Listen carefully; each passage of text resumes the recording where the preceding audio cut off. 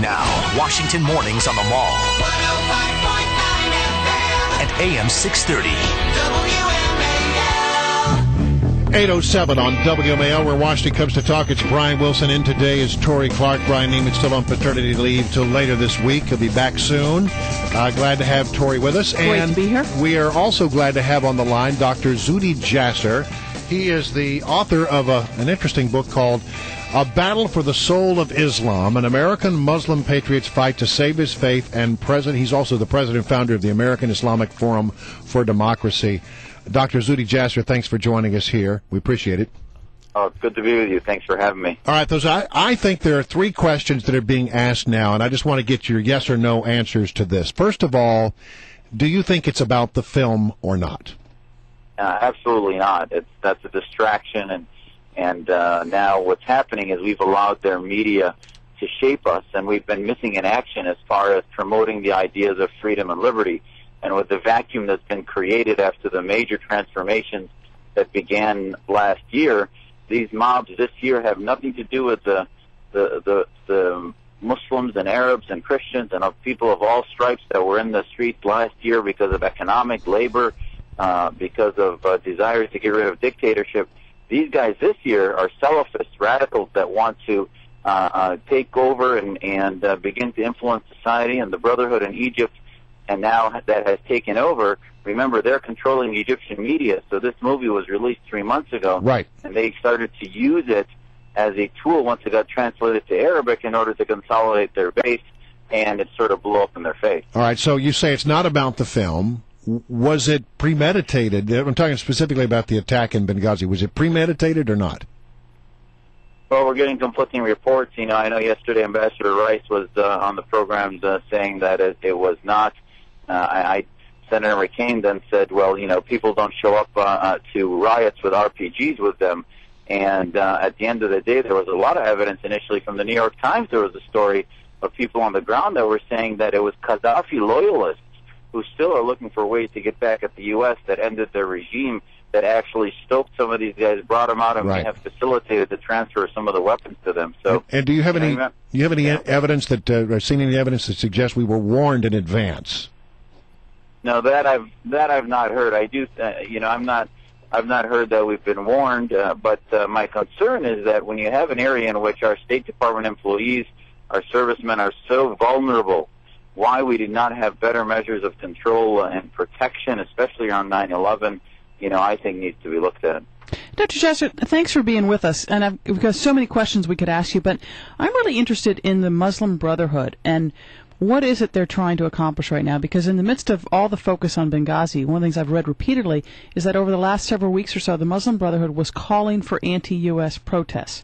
And A, is that true? And B, if so, then should we be trying to work with them, cooperate with them? We've got Senator Rand on a little bit later who's going to be talking about cutting back on foreign aid to countries like Egypt. But can you just give us a little bit of a background, if you will, on what the Muslim Brotherhood is up to these days?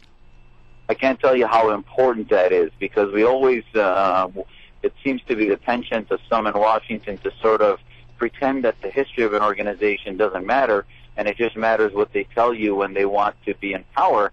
And the Muslim Brotherhood, the work of our organization in America, the American Islamic Forum for Democracy, is based on reforming the ideas that fuel Islamist groups like the Brotherhood that wants to not only come to power as an entity, a political entity, but as an Islamic entity to fuel the Islamic State, to put into place Sharia law.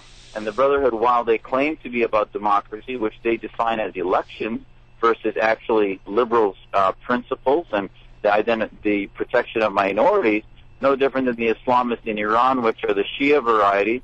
The Muslim Brotherhood is a Sunni variety of a group that believes in theocratic principles, that only won 25% of the vote the first time around in Egypt. And when they came to power, they actually started talking about asking us to release the blind sheikh. The president has been on record of Egypt talking about conspiracy theories. And, I think they live off of dividing their society against the West and separating us. They had Arabic tweets there and statements from their leadership in their party that were congratulating the riots and the demonstrations versus what they were actually saying in English. All right, I want to ask you, Senator Rand Paul is going to be here in just a short while. He's been a big advocate of cutting back on U.S. funding of some of the countries that are now protesting our very existence. Do we need to remain engaged, or is it time to cut them off? Well, I think that's a very important question, and I would ask anybody that is an isolationist or non-interventionist to tell me where that works. Because when we don't get involved, I don't think we should continue to fund the Brotherhood or the governments there that are clearly, certainly not our friends and are proving to be in many ways our enemies. But to withdraw is going to allow the strong horse to win. It's going to allow the Russias and Irans of the world, the Brotherhood, the Islamists of the world that have a narrative that's anti-American, to shape it with no obstacles at all, because that's what these riots are about. It's not about the film. It's about getting our influence out. So why don't we do what we did in the Cold War, continue to work with people on the ground, NGOs, begin to develop a U.S. information agency that allows us to shape the narrative of what we stand for and who we are on the ground. Remember, they had laughed up our NGO folks just 3-4 months ago, where you had Secretary LaHood's son that was stuck there and others. And that's why, because they don't want us there. And I think, as much as I agree with Senator Rand on a number of things, the isolationist mentality is only going to allow freedom to die on the vine and allow the transformation of these secular dictatorships into theocratic dictatorships like we saw in Iran in 1979. And one last question. The president said that when he became president, immediately the Muslim world would sort of come into line and would sort of understand that he understood them and it was all going to be better. Has that happened on any level? Absolutely not. And I wrote a speech back that he should have given in 2009, which talked about us standing with the women's movements, with the freedom movements that were weak because they had not had an environment in which to thrive. And unfortunately, the president was, I think, more looking for partisan bickering, in which he was trying to say that he was the un-Bush and that he was the new apologist and saying that the war was mistaken, etc.